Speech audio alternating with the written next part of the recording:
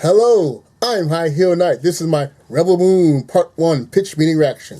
3, 2, 1. Spoilers ahead.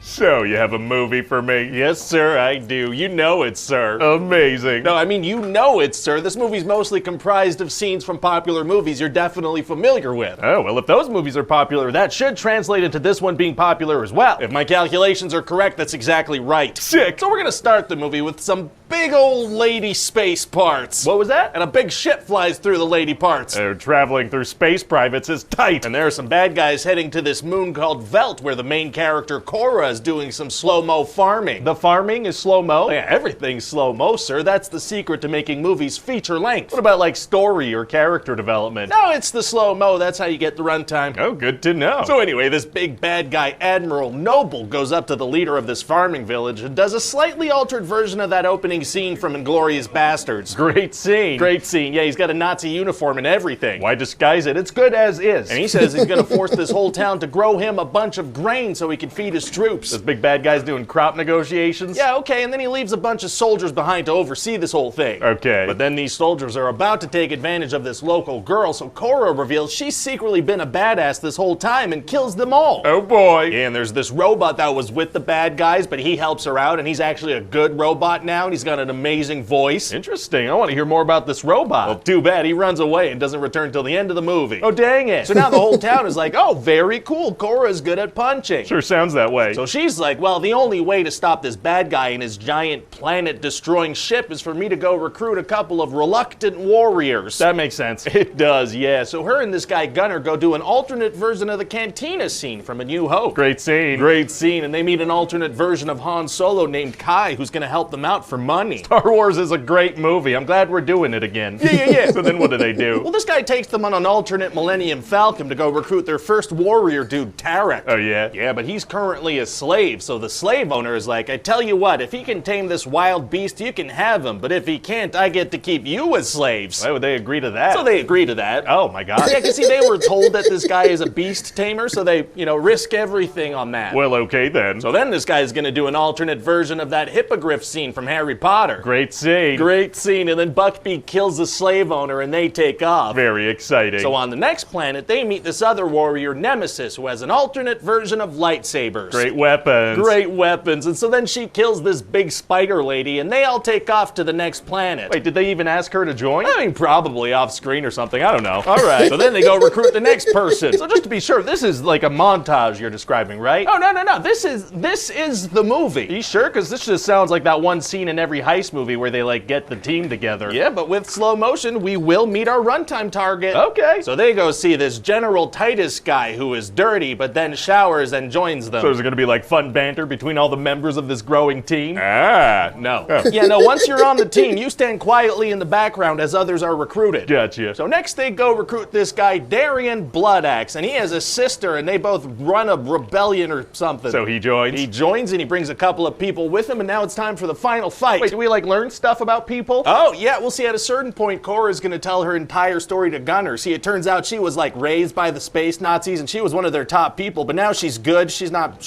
in them, with them anymore. What inspires her to share that? Well, she tells him, I am telling you this so that you know my story. Subtle. So then that Kai guy is like, hey, you silent people who have each individually displayed one skill have inspired me to become good. Oh, nice. Yeah, but then turns out he's not good, he's bad, and he betrays them and sells them out to the Empire or whatever alternate name I come up with. Oh, no. So the bad guys trap the good guys in these mechanism things, and Kai tells Gunner to paralyze Cora. What do you mean? Well, there's like this little gun thing, right? And if you put it in a hole, it shoots right into the person's neck. Well, it's gonna be tough for him to get out of that situation if they're all surrounded by bad guys. Actually, it's gonna be super easy. Barely an inconvenience. Oh, really? Yeah, because see, another thing about this mechanism is that if you turn this gun the opposite way, it releases the prisoner, and then you could kind of use it as a weapon, so he frees Cora and kills Kai. Why would they design that thing that way? So then one by one, they free all the good guys and get into a big fight. Were they surrounded by bad guys with guns pointing at them? Yeah, but see, none of them can aim because they're kind of like alternate stormtroopers, I guess. Great bad guys. Great bad guys. And then there's this big old fight, and freaking Darian, he dies. Oh no, Darren!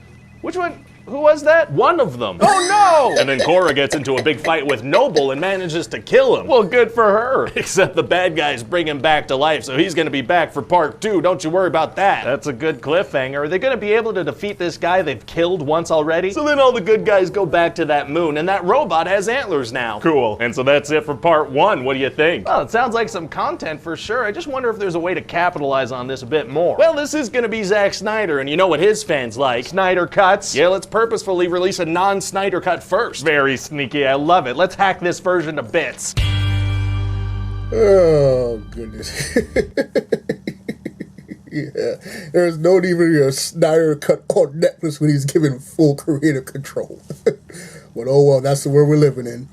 Well, that was my reaction. Like, subscribe, comment, share. Find inspiration everywhere.